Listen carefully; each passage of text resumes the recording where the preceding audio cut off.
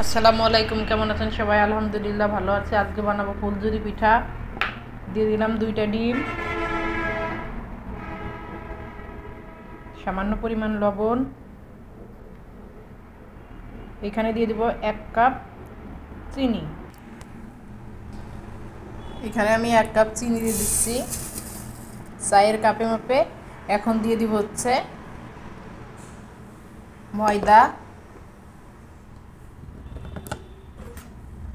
চাউলের গুঁড়াও দিব। চাউলের গুঁড়া দিলে পিঠাটা মচমচে হবে, তার জন্য।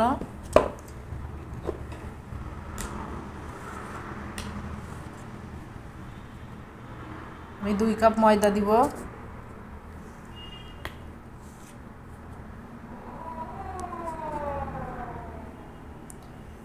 এখন এটা সুন্দর করে মিশানোর পরে চাউলের গুঁড়াটা দিব।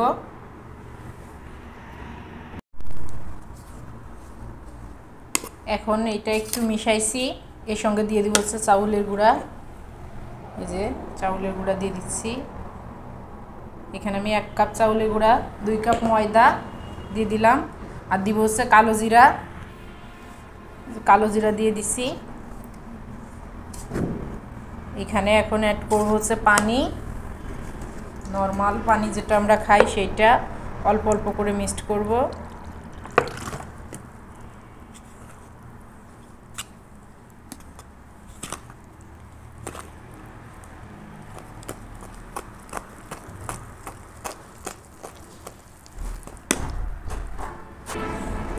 এটা এখন সুন্দর করে মিক্সড করে গোলাটা তৈরি করে নিব।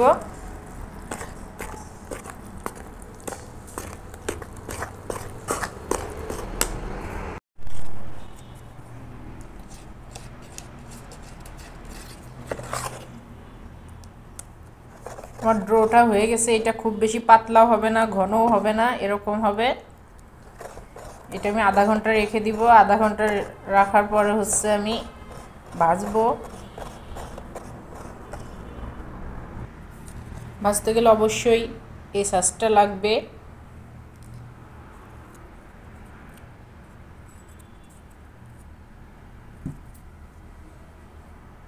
সসটা আমার পরিষ্কার আছে। এটা শুধু আমি তেল গরম হয়ে গেলে তেলের ভিতর গরম করে তারপর হচ্ছে এর ভিতর বেটারের ভিতরে চুবাইয়ে তেলে দিলেই হয়ে যাবে আমার পিঠা।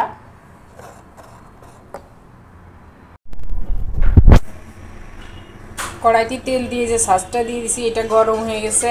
এখন এটা আমি বেটারের ভিতরে দিয়ে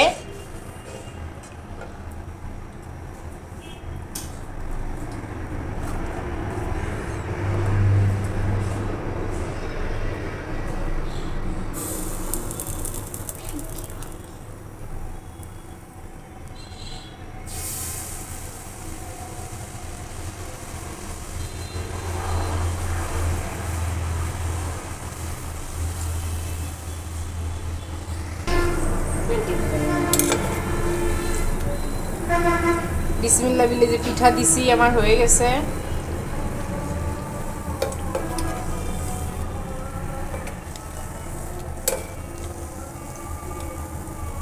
কিছু নিয়ে আসো তো আয়শা।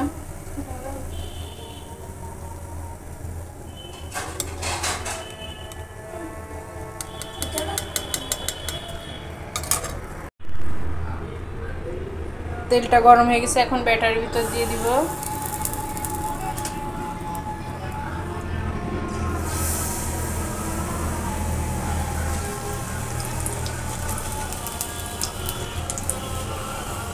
দেখেন, মাশাআল্লাহ মাশাআল্লাহ হচ্ছে পিঠা।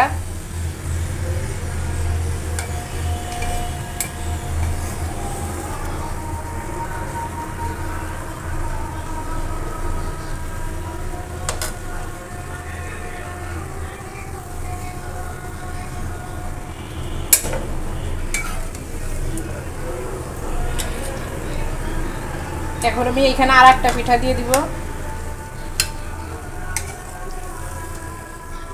এটা এই যে ভাজা হয়ে গেছে, আর একটা পিঠা দিয়ে দেব।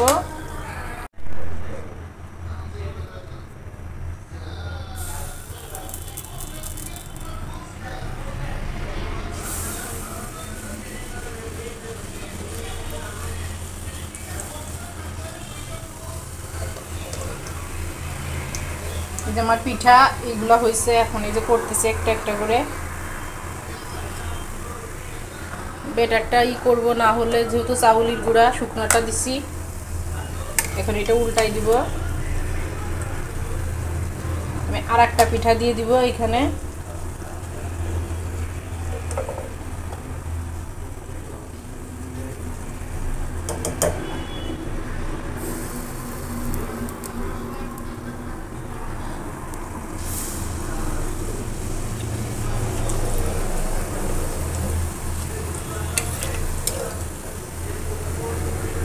একসাথে 3টা পিঠা ধরে, কিন্তু এখানে তো এই যে সাসটা রেখে দিতে হচ্ছে, তার জন্য আমি 2টা করে পিঠা দিচ্ছি। এখন এটা হয়ে গেছে যে উঠাই নিচ্ছি। এভাবে আমি সবগুলো পিঠা ভেজে নিব। এটা উল্টাই দিই, আর একটা পিঠা দিব।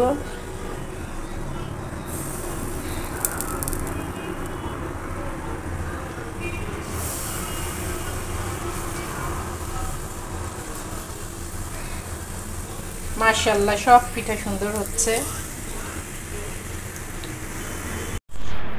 এই যে আমার ফুলঝুরি পিঠা রেডি।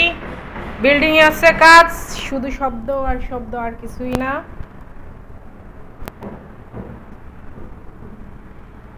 খুব সুস্বাদু আর মচমচে পিঠা হয়েছে।